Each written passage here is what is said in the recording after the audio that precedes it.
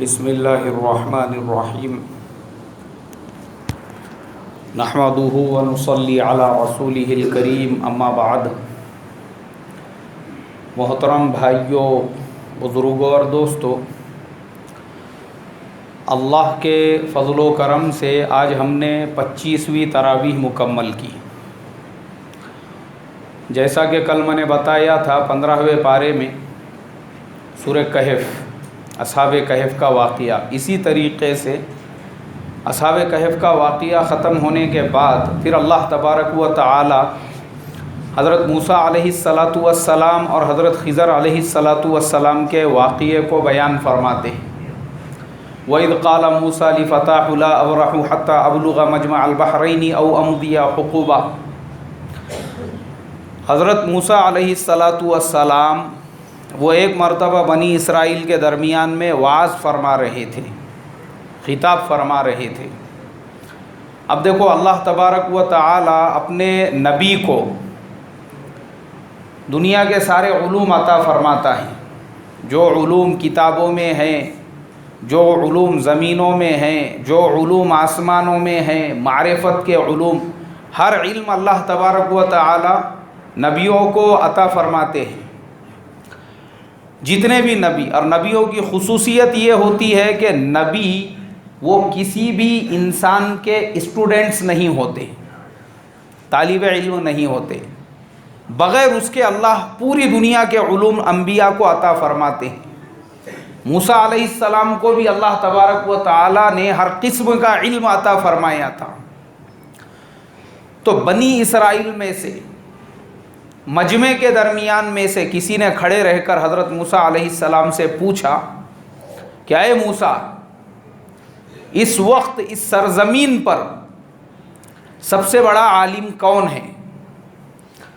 حضرت موسیٰ علیہ السلام اللہ کے نبی تھے، اور نبی سے بڑا عالم زمین کے اوپر کوئی بھی نہیں ہوتا ہے۔ انہوں نے کہا کہ میں ہی سب سے بڑا عالم ہوں، اس لیے کہ اللہ نے مجھے نبوت کی ذمہ داری عطا فرمائی ہے، رسول بنایا ہے، کتاب عطا فرمائی ہے، کئی نسبتیں ہیں، اس وجہ سے وہی سب سے بڑے عالم تھے۔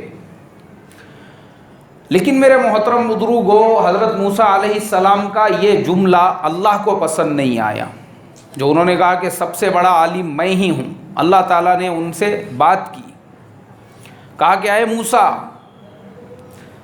اس سرزمین کے اوپر تمہارے سے بھی بڑا عالم موجود ہے۔ حضرت موسیٰ علیہ السلام نے کہا بہت اچھی بات ہے، اگر میرے سے بھی بڑا عالم موجود ہے تو میں اس سے استفادہ کرنا چاہتا ہوں، علم حاصل کرنا چاہتا ہوں، سیکھنا چاہتا ہوں۔ یہ تواضع انبیاء علیہ السلام کی خصوصیت۔ دیکھو جس آدمی میں جتنا زیادہ علم ہوتا ہے اتنا ہی اس کے اندر کیا ہوتا ہے؟ تواضع ہوتا ہے۔ ورنہ ہمارے زمانے میں بھی رہتے لوگ، اگر آپ ان کو صحیح بات بھی بتانے جائیں گے تو آپ سے ہی وہ ریٹا راٹی کریں گے، الجھیں گے، حجت کریں گے۔ لیکن چونکہ حضرت موسیٰ علیہ السلام نبی تھے، اللہ نے جب کہا کہ تمہارے سے بڑے، ہاں ٹھیک ہے، میرے سے اگر بڑا کوئی ہے تو میں اس کو بڑا ماننے کے لیے تیار ہوں، اس سے علم سیکھنے کے لیے تیار ہوں۔ اللہ تبارک و تعالی نے کہا کہ ٹھیک ہے، ایک کام کرو، اپنے ساتھ میں مچھلی کا ناشتہ لے لو، کھانا لے لو ساتھ میں، اور وہ کھانا لے کر جہاں پہ مجمع البحرین ہے اس کے کنارے کنارے سے سفر کرو، وہیں پہ تمہاری ان سے ملاقات ہوں گی، جہاں پہ تمہاری جو مچھلی ہے وہ زندہ ہو کے سمندر میں چلی جائیں گی۔ یہ علاقہ میرے محترم دوستو یورپ کے اندر ہے، آرمینیا کے اندر یہ واقعہ جو موسیٰ علیہ السلام کے ساتھ پیش آیا۔ تو اب موسیٰ علیہ السلام چلے، ایک تھیلی میں انہوں نے ایک مچھلی بھون کر اپنے ساتھ میں لے لی، اور ان کے ایک خادم تھے، ان کا نام حضرت یوشع ابن نون تھا، وہ ان کے ساتھ میں ہو گئے وہ تھیلی لے کر۔ اب چلتے رہے، چلتے چلتے چلتے سمندر کے کنارے سے ایک جگہ پر حضرت موسیٰ علیہ السلام کو تھکاوٹ محسوس ہوئی، آرام کرنے کے لیے لیٹ گئے۔ اب جب وہاں پہ آرام کرنے لگے تو اسی درمیان میں وہ جو مچھلی تھی وہ زندہ ہو کر اس تھیلی میں سے، جو زنبیل تھی اس میں سے باہر نکلی اور سمندر کے اندر چلی گئی۔ یہ خدا کی قدرت کا نمونہ ہے۔ حالانکہ مچھلی کیسی تھی بھائی؟ وہ بھنی ہوئی تھی، لیکن اللہ نے اس کو زندہ کر کے سمندر میں چلا دیا۔ اب حضرت یوشع علیہ السلام جاگ رہے تھے، انہوں نے دیکھا، لیکن موسیٰ علیہ السلام سو رہے تھے۔ اب موسیٰ علیہ السلام کو اٹھنے میں تھوڑی تاخیر ہو گئی، تو جب تک یہ بھول گئے، موسیٰ علیہ السلام کھڑے ہوئے، چلو نکل گئے۔ ایک دن ایک رات مسلسل چلتے رہے۔ اس کے بعد حضرت موسیٰ علیہ السلام کو بھوک محسوس ہوئی، تو اپنے خادم سے کہا، بولے بھائی وہ کھانا جو تھا ہمارا لے لو۔ خادم نے کہا، حضرت مجھے معاف کرنا، مجھے یاد آیا کہ آپ جہاں پہ لیٹے تھے، آرام کر رہے تھے، اسی جگہ پر وہ مچھلی زندہ ہو کے سمندر میں چلی گئی۔ حضرت موسیٰ علیہ السلام نے کہا، ارے اللہ کے بندے، ہماری منزل مقصود وہی تھی، وہی جانا تھا ہم کو، جن سے ملاقات کرنے کی تھی وہی تو جگہ ہے وہ جہاں پہ ان سے ملاقات ہونی تھی، چلو واپس نکلے۔ واپس اور ایک دن ایک رات کا سفر کر کے جہاں پہ وہ مچھلی سمندر میں گئی تھی وہاں پہ واپس آ گئی۔ وہاں پہ جب واپس آئے تو دیکھا کہ ایک آدمی سفید کپڑوں کے اندر کھڑے ہوئے ہیں، اللہ کا ذکر کرتے ہوئے۔ حضرت موسیٰ علیہ السلام نے سلام کیا، السلام علیکم، انہوں نے جواب دیا وعلیکم السلام۔ حضرت موسیٰ علیہ السلام نے کہا کہ آپ حضرت خضر علیہ السلام؟ بولے ہاں۔ حضرت موسیٰ علیہ السلام نے کہا کہ میں موسیٰ ہوں۔ انہوں نے پوچھا موسیٰ، بنی اسرائیل کے موسیٰ؟ بولے ہاں میں بنی اسرائیل کا موسیٰ ہوں، اس لیے کہ موسیٰ اور بھی لوگوں کا نام تھا اس زمانے میں۔ انہوں نے کہا کہ میں بنی اسرائیل والا موسیٰ ہوں۔ حضرت خضر علیہ السلام نے کہا دیکھو میرے صحبت میں اگر رہنا ہے تو اس کی سب سے پہلی شرط یہ ہے کہ تم کو صبر کرنا پڑے گا۔ حضرت موسیٰ علیہ السلام نے کہا انشاءاللہ میں صبر کروں گا، اور کسی بھی سفر کے درمیان میں کسی بھی چیز کے بارے میں کوئی سوال مت کرنا۔ حضرت موسیٰ علیہ السلام نے کہا کہ انشاءاللہ میں سوال بھی نہیں کروں گا۔ اب چلے سفر کے لیے۔ فانطلقا، اللہ فرماتے ہیں حتی اذا رکیبا فی السفینۃ خرقها، ایک کشتی کے اندر سوار ہو گئے۔ نئی کشتی، شپ، پانی میں جو چلنے والا جہاز ہوتا ہے، ایک دم نیا جہاز، نئی شپ، سب اس میں تختے وغیرہ ایک دم نئے لگے ہوئے، چل رہی ہے وہ پانی کے اندر۔ حضرت خضر علیہ السلام کے پاس کراڑی تھی، انہوں نے ایک کراڑی مار کر اس کا ایک تختہ توڑ دیا، اس کو کھینچ کے نکالا اور سمندر میں پھینک دیا۔ حضرت موسیٰ علیہ السلام چونکہ اللہ کے نبی تھے، اور نبی کی یہ شان ہوتی ہے کہ نبی جب بھی کسی غلط بات کو دیکھتا ہے اس کو فوراً روک دیتا ہے، تو حضرت موسیٰ علیہ السلام نے کہا ارے بولے بھائی نئی کشتی ہے، نیا جہاز انہوں نے بنایا ہے، تختے نئے ہیں، کیوں توڑ دیا؟ بولے آپ نے یہ کیا، کس وجہ سے آپ نے توڑا؟ حضرت خضر علیہ السلام نے کہا بولے دیکھو میں نے تم کو سمجھایا تھا نا، میری صحبت میں اگر رہنا ہے تو سوال مت کرنا، کوئی چیز کے بارے میں پوچھنا مت، میں نے کیوں توڑا، کس لیے توڑا؟ حضرت موسیٰ علیہ السلام نے کہا ارے ٹھیک ہے بولے بھائی اللہ کے لیے معاف کر دینا، اب آئندہ میں آپ سے کوئی بات نہیں پوچھوں گا، کسی بارے میں سوال نہیں کروں گا۔ بولے ٹھیک ہے، چلے آگے۔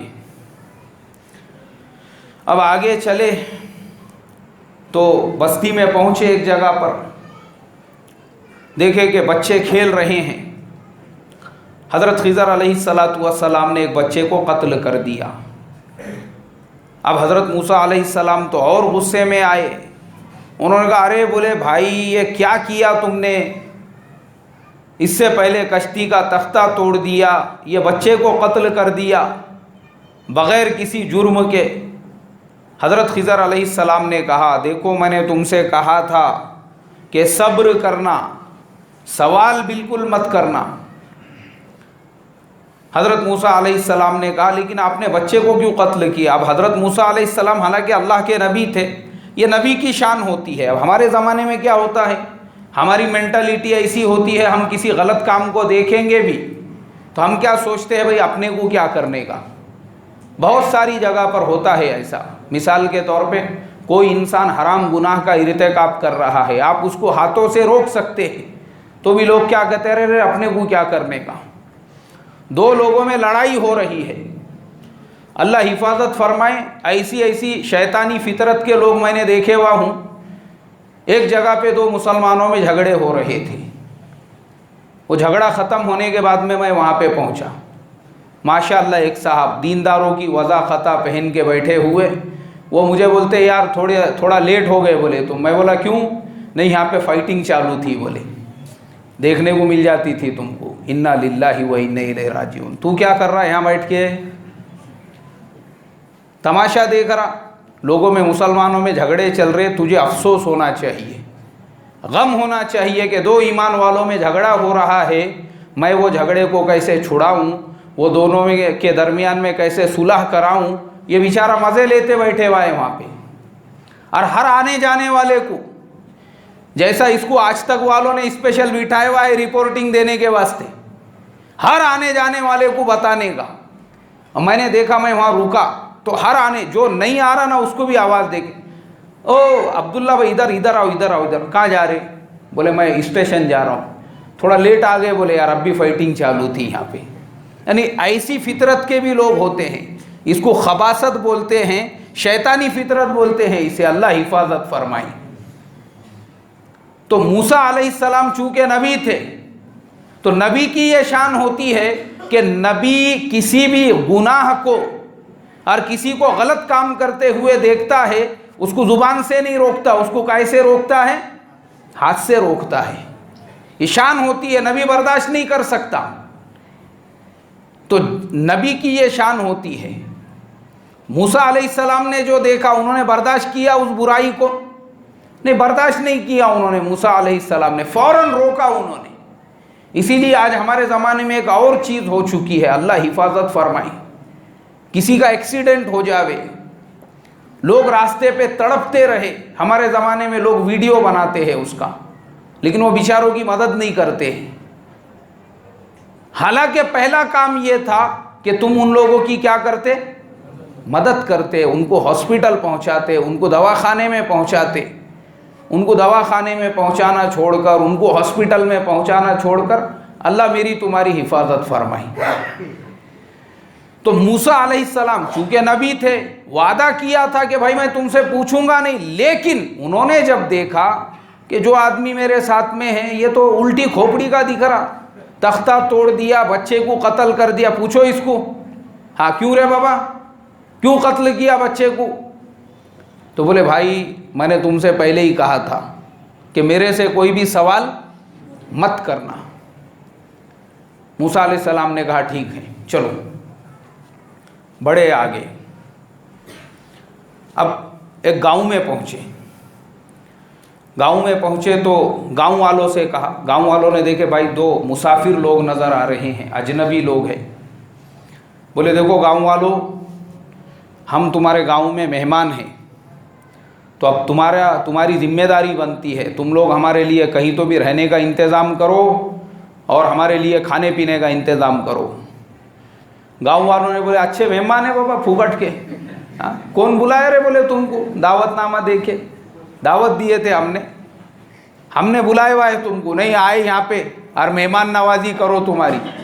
کوئی مہمان نوازی نہیں کرتے ہم, ہمارے یہاں پہ کوئی کھانا پینا کچھ نہیں ہے, تمہارا دیکھو. بولے کون ہے, کس کے کیا ہے, کچھ معلوم نہیں ہے. آ گئے بولے ہماری مہمان نوازی کرو, نہیں کرتے تمہاری مہمان نوازی. گاؤں والوں نے جب ایسا بولے تو موسیٰ علیہ السلام کو بہت غصہ آیا. لیکن حضرت خضر علیہ السلام نے دیکھا کہ وہ گاؤں کے اندر ایک دیوار ہے پرانے زمانے کی, دیوار پوری ایسی جھک گئی بھی ہے. انہوں نے حضرت موسیٰ علیہ السلام سے کہا اس کو پکڑو, ایسا ہم دونوں مل کے اس کو سیدھا کر دیں گے. دیوار کو انہوں نے سیدھا کیا, گارا وغیرہ کلا کے جہاں جہاں پہ بھی دیوار کے اندر جو ہے جو ٹوٹ گئی تھی اس کے بیچ میں وہ پورا مسالہ وغیرہ بھر کے انہوں نے وہ دیوار کو واپس سے مضبوط کر دیا. مضبوط ہو گئی وہ دیوار.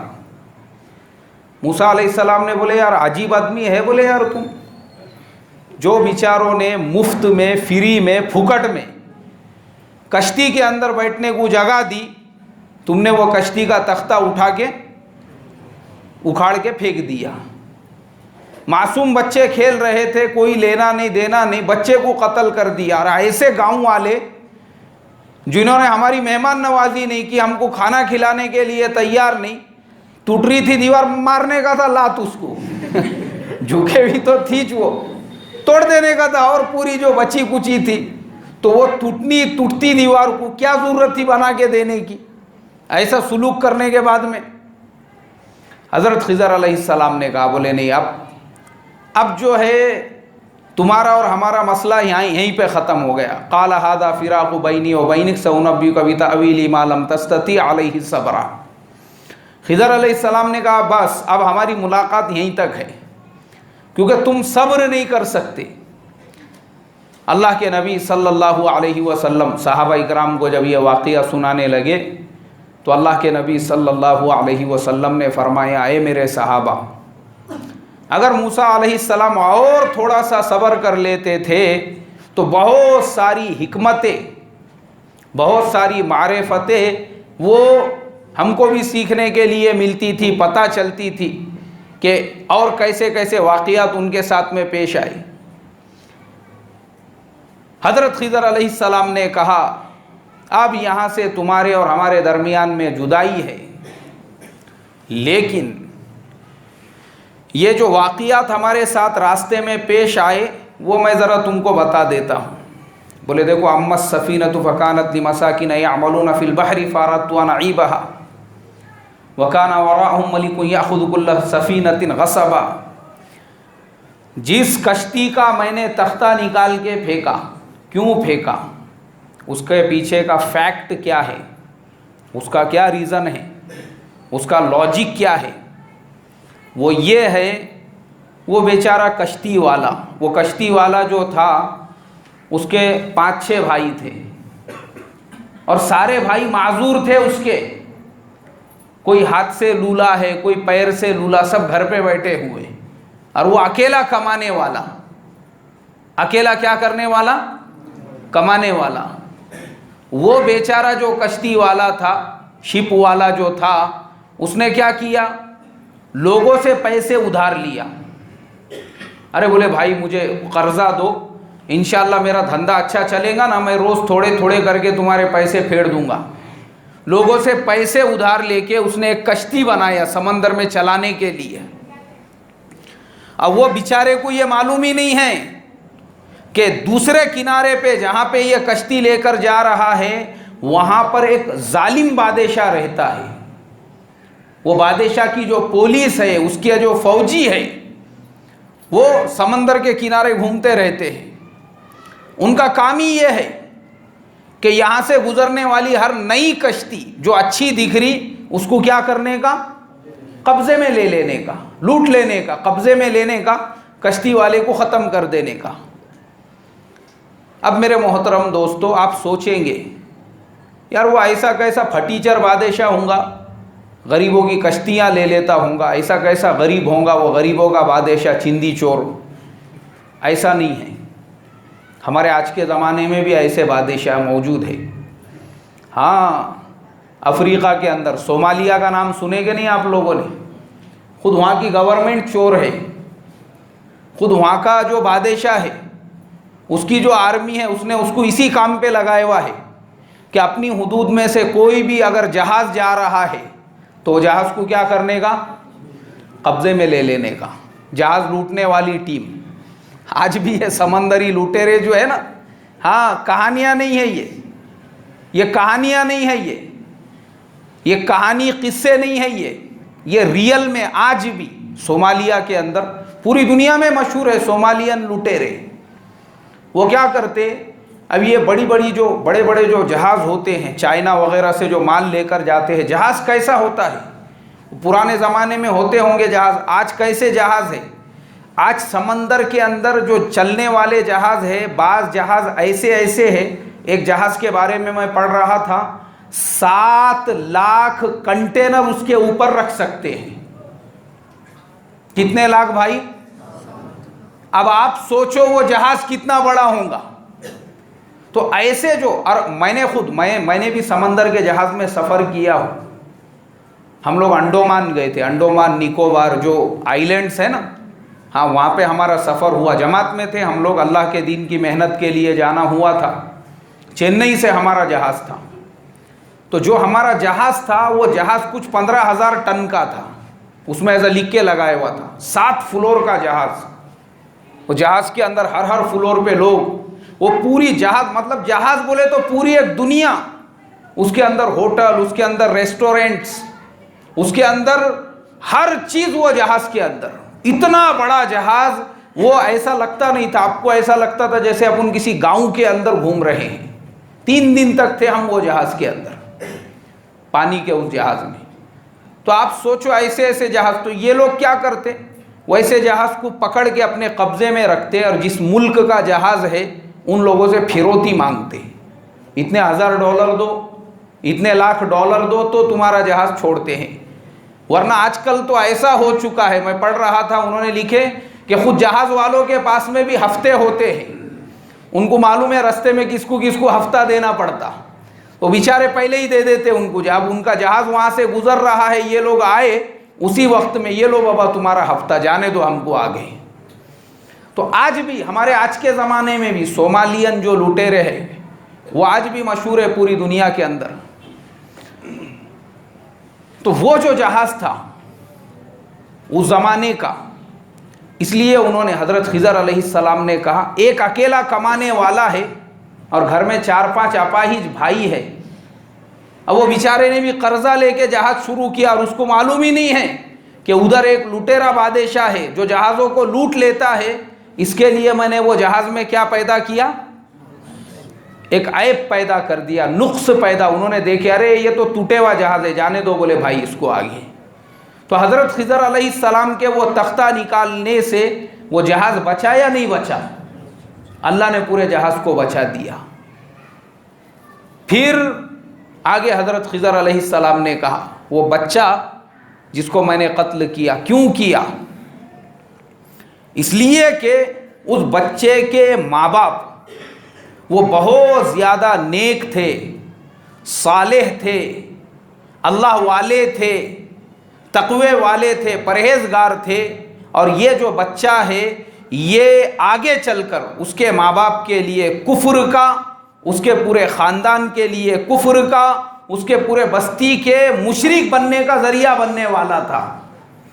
اس سے پہلے کہ وہ بالغ ہوتا اور ان کے لیے کفر کا ذریعہ بنتا، مجھے اللہ کی طرف سے حکم ملا تو میں نے اس کو قتل کر دیا تاکہ اس کے ماں باپ کا دین باقی رہے، دین کی حفاظت کے لیے. کیونکہ دیکھو اسلام کے اندر سب سے بڑی چیز ہے اسلام، ایمان اور کلیمہ.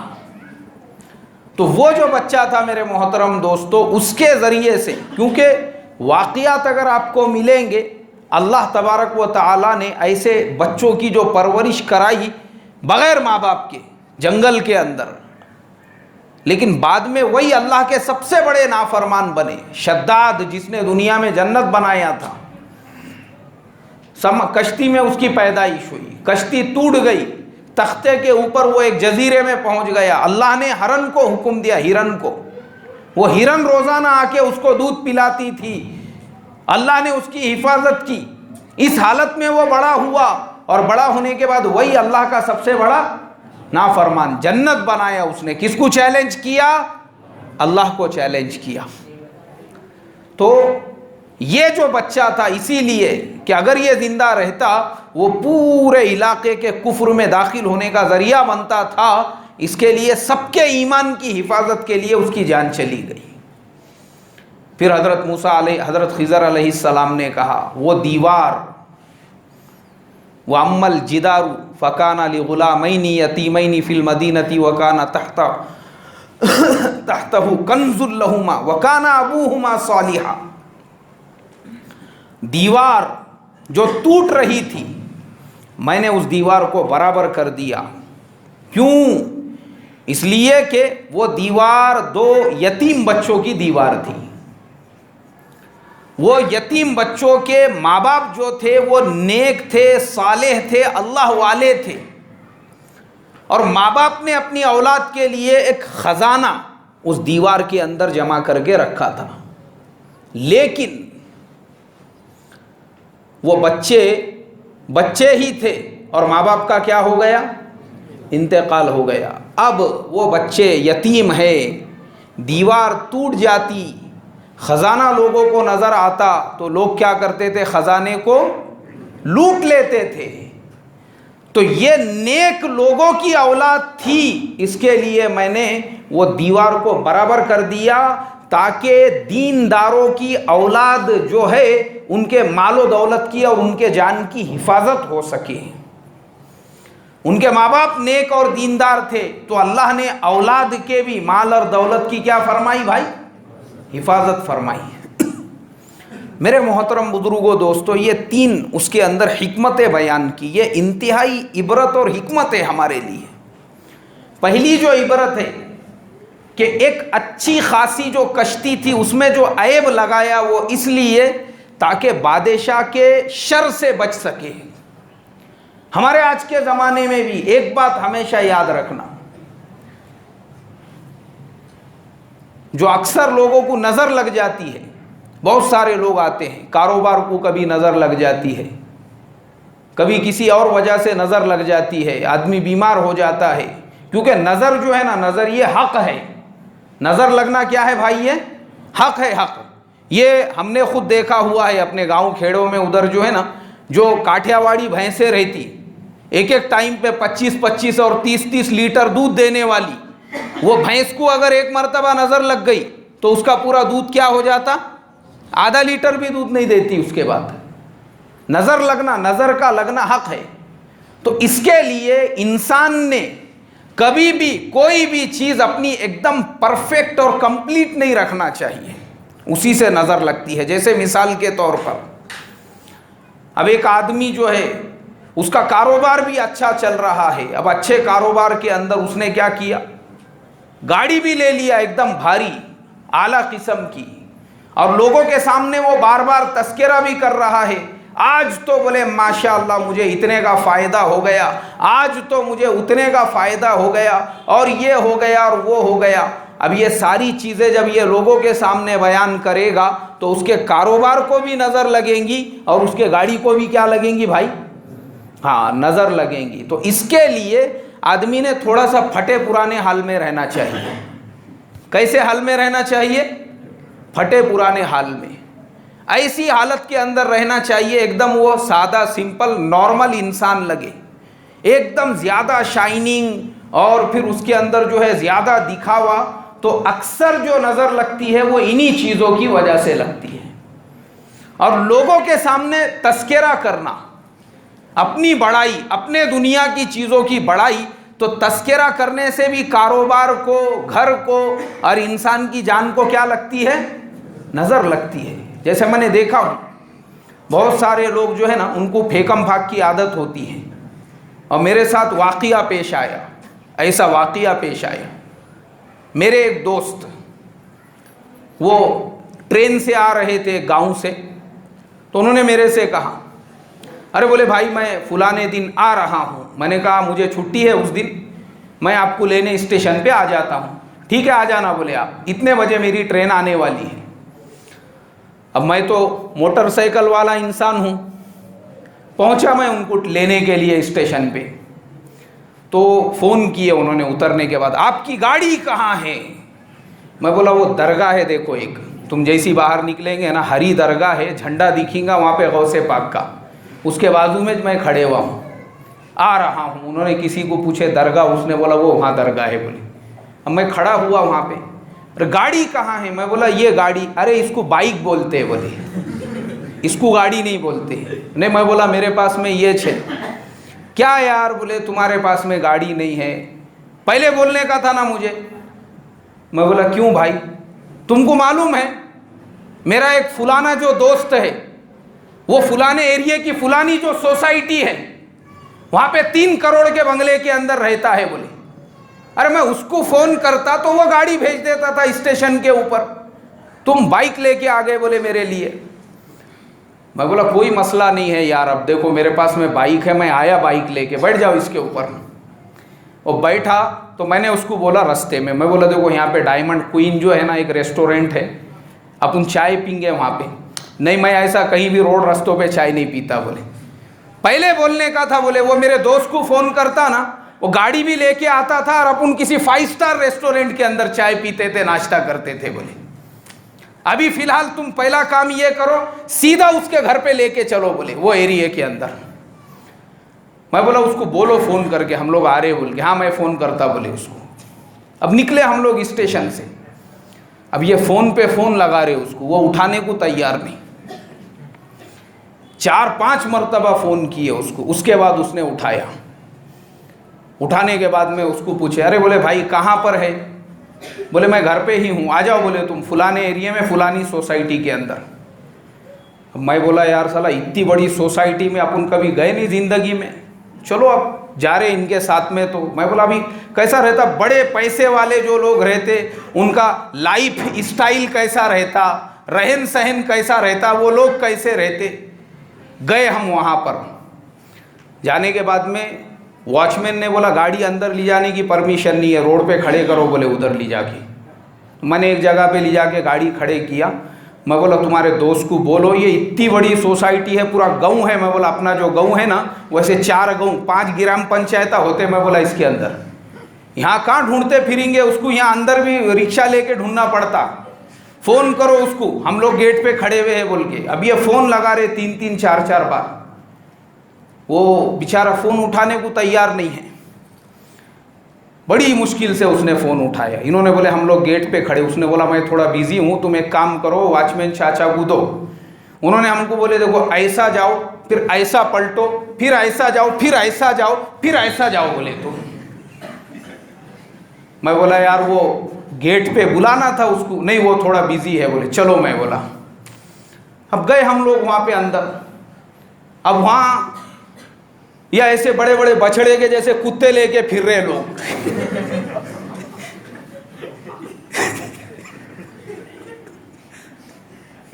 وہ دوست ہمارے جو مہمان تھے بولے یہ قربانی کے جانور لے کے کہاں پھر رہے. ارے میں بولا یہ قربانی کے جانور نہیں ہے, یہاں پہ اتنے بڑے بڑے کتے ہیں لوگوں کے پاس میں. ایک آدھے نے کاٹا نا, اپنے گاؤں میں کتنے انجیکشن دینا پڑتے 14, یہاں پہ میں بولا 28 انجیکشن لینا پڑیں گے اپنے کو. یہ اتنے بڑے بڑے سائز کے کتے رہتے ہیں یہاں پہ. اب ایسا ڈر لگ رہا ہم کو وہ کتوں کو دیکھ کے. ویسے ہم گھبراتے پوچھتے. اب وہاں چلے گئے, اس کا بنگلہ جہاں پر تھا وہاں فون لگا رہے. ارے بھائی وہ باہر نکلنے کو تیار نہیں. یہ نمبر دیکھو بولے یہ نمبر. اب گئے ہم وہاں پہ, وہاں بیل بجا رہے. اس کے بعد وہ جناب آئے باہر. گئے ہم لوگ بیٹھے اندر. اور کیسے ہے کیا ہے بولے ایسا سب خیر خیریت پوچھا. میں تو خاموش رہا کیونکہ میں تو خالی رہبر تھا, مہمان تو وہ تھے ایک دوسرے کے مہمان نے میزبان. بیٹھے ہم لوگ. تو بیٹھنے کے بعد میں اب ان کی باتیں چلنے لگی. اور کاروبار کیسا چل رہا؟ کچھ بھی نہیں بولے میں نے شکرا پور MIDC کے اندر ایک نئی فیکٹری شروع کر دیا بولے. اگلے مہینے سے پروڈکشن شروع ہو جانے والا ہے بولے وہاں پہ. اور وہ جو فلانے گاؤں کے اندر اپن نے جو 50 ایکڑ زمین میں آم لگائے تھے نا, بس الحمدللہ اس کی بھی آمدنی شروع ہو گئی بھی ہے. اور ایسا ویسا بولے بس الحمدللہ مہینے کا کچھ 10-15 کروڑ روپے کا ٹرن اوور شروع ہو گیا ہوا ہے بولے اپنا. بیٹھے بیٹھے ہم کو 15 منٹ ہو گئے. اور میں بولا پانی کی نہیں لاتا کیا خالی باتیں کرتا کیا MIDC خریدتا پورے. ارے بول رہے بابا پانی کی نہیں لاؤ کیا بول کے. پانی پلانے کو تیار نہیں. وہ آدھا گھنٹہ ہو گیا. میں بولا بھائی یہاں پہ چائے پانی کا کچھ کھرا دکھ رہا نہیں, خالی باتیں چل رہی ہیں. محترم دوستوں میں حقیقت بتا رہا ہوں آپ کو. ہم آدھا گھنٹہ بیٹھے وہاں پر, آدھا گھنٹہ. وہ کروڑ پتی آدمی جو گاڑی لے کے اسٹیشن آنے والا تھا وہ گیٹ پہ آنے کو تیار نہیں. وہاں بیٹھے پوری دنیا کی باتیں, جس کا 10 سے 15 کروڑ کا ٹرن اوور ہو رہا, 5 روپے کی چائے پلانے کو تیار نہیں. اللہ حفاظت فرمائے. میں بولا بھائی اب چلیں گے اپن, میرے کو دوسرے بھی کام ہیں. چلو بولے. نکلے ہم. اس کو موٹر سائیکل پہ زمزم ہوٹل میں لے جا کے پھر ناشتہ کرایا میں نے. میں بولا یار خالی ریکامی باتیں کرنے کا, بڑی بڑی دنیا کی इतने का टर्नओवर, ये दोस्त है, मैं बोला तुम्हारा ये दोस्त, साला पानी पिलाने को पूछने को तैयार नहीं है और तुम बोल रहे थे बाइक लेके क्यों आए। मेरे मोहतरम बुजुर्गों दोस्तों, तो ऐसे जो है ना कुछ लोग होते हैं, उनको दुनिया की बड़ाई, दुनिया के चीज़ों की बड़ाई करने का शौक होता है, तो कभी भी ऐसी बड़ाई नहीं करना चाहिए, बल्कि अल्लाह ने जो भी नेमतें अपने को अता फरमाया उस पर क्या करने का, शुक्र अदा करने का, वरना फिर ये ऐसी नज़र लगती है जैसे अभी मैंने बताया। और दूसरी चीज़, तीसरी जो चीज़ है कि देखो जो नेक लोग होंगे, नेक लोग, उनको अपनी औलाद की फिक्र करने की ज़रूरत नहीं है। अगर आप नेक है, आप नमाजी है, आप तक़वे वाले हैं, अल्लाह के रास्ते में जाने आने वाले हैं, अल्लाह आपकी औलाद को कभी भी बर्बाद नहीं करेगा। क्या नहीं करेगा भाई? बर्बाद नहीं करेगा। वो दोनों माँ बाप दीनदार थे, अल्लाह ने उनके औलाद की हिफाजत किया या नहीं किया? और सिर्फ जान की हिफाजत नहीं किया, काहे की हिफाजत किया? माल की हिफाजत किया। अब बस एक मुख्तसर वाक़िया मैं आपको 2 मिनट में सुना के ख़त्म कर देता हूँ तफसीर। हज़रत उमर इब्ने अब्दुल अज़ीज़, उनका जब इंतकाल हो रहा था तो रजा इब्ने हकम बहुत बड़े आलिम दीन थे, उन्होंने ये वाक़िया बयान किया। बोले मैंने उमर इब्ने अब्दुल अज़ीज़ से कहा, मैंने कहा कि उमर तुम दुनिया से जा रहे हो, 12 बेटे हैं तुम्हारे। कितने बेटे हैं? 12 बेटे हैं, 12। क्या छोड़ के जा रहे तुम उनके लिए? हज़रत उमर इब्ने अब्दुल अज़ीज़ ने मुश्किल से 15 से 20 दिरहम छोड़े थे। वो 15-20 में से तो आधे से ज़्यादा तो उनके कफन दफन में खर्चा हो गए। एक एक बेटे के हिस्से में एक एक दिरहम भी नहीं आया मीरास के अंदर। हज़रत उमर इब्ने अब्दुल अज़ीज़ ने कहा कि रजा, कुरान में अल्लाह ने फरमाया है वहुवा यतवल्ला सालिहीन, नेक लोगों की किफ़ालत करने वाली ज़ात किसकी है? अल्लाह की। अगर मेरे ये बेटे नेक है, नेक अल्लाह की मानकर चलने वाले हैं, मेरे को ज़रूरत नहीं है उनके फ़िक्र करने की। कौन पालेगा उनको? अल्लाह पालेंगे। और अगर ये टुकार है, मोकार है, बेकार है, अल्लाह के नाफरमान है, इन्होंने भीख भी मांगे ना, मेरे को रत्ती बराबर भी उससे कुछ लेना देना नहीं है। हाँ, नेक रहेंगे तो अल्लाह खुद परवरिश करेगा। और उन्होंने अपने सब बेटों को हाफिज़ कुरान, आलिम दीन, नेक बनाए थे, इसलिए उनको पूरा कॉन्फिडेंस था कि मेरे बेटों के लिए भले मैंने प्रॉपर्टी नहीं छोड़ा, लेकिन बेटों को कौन पालेगा? अल्लाह पालेंगे। और उनसे पहले एक बादशाह, हाँ, बनु उमैया के अंदर, अल्लामा ये वाक़िया जो है ना, ये हयातुल हैवान में मैंने पढ़ा हुआ हूँ। अल्लामा कमालुद्दीन दिमियरी रहमतुल्लाह अलैह ने लिखा, मैंने मेरी आंखों से देखा। उससे पहले एक बादशाह, उसके भी 12 बेटे थे।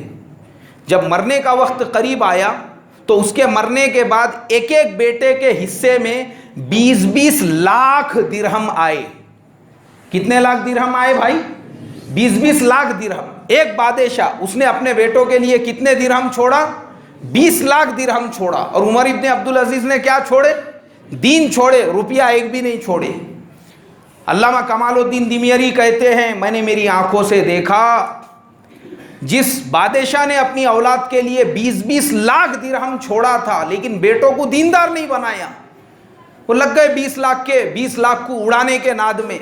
कोई क्लब में उड़ा रहा है, कोई नाचने वालियों पे उड़ा रहा है, कोई अय्याशी में उड़ा रहा है, कोई जुओं में उड़ा रहा है। अब वो नाचने, गाने और जुए के चक्कर में लग गए। वो 20 लाख दिरहम जिस बाप ने छोड़ा था, मैंने उसके बेटों को जामा मस्जिद के बाहर भीख मांगते हुए देखा। दीनदार नहीं बनाए। कितने छोड़कर गए? 20 लाख छोड़कर गए। तो अल्लाह ने उनको क्या बनाया? भीख मांगने की नौबत आई। और बोले जो उमर इब्ने अब्दुल अज़ीज़ ने एक दिरहम भी बेटे औलाद के हिस्से में नहीं आया था, मैंने मेरी आंखों से देखा। मस्जिद के अंदर ऐलान हुआ, अल्लाह के रास्ते में ताउन करो। उमर इब्ने अब्दुल अज़ीज़ का एक बेटा खड़ा हुआ, उसने कहा कि मेरी तरफ से 100 घोड़े, माज़ीन और पूरा जो सामान रहता अल्लाह के रास्ते में सदका है। बाप ने कुछ नहीं छोड़ा, लेकिन बेटा अल्लाह के रास्ते में कितने घोड़े दे रहा है? 100 घोड़े दे रहा है। तो औलाद, जो माँ बाप दीनदार होते हैं, अल्लाह उनकी औलादों को ज़ाय नहीं करता। इसीलिए मोहतरम दोस्तों, अपनी ज़िंदगी में दीन को लाना है, نماز کو لانا ہے، اللہ کے حکموں کا اہتمام کرنا ہے تاکہ اللہ ہمارے اولادوں کی ایسی حفاظت کر سکے۔ اللہ مجھے آپ کو عمل کی توفیق عطا فرمائے۔ سبحان اللہ و بحمدہ، سبحانک اللہم و بحمدک، نشہد ان لا الہ الا انت، نستغفرک و نتوب الیک۔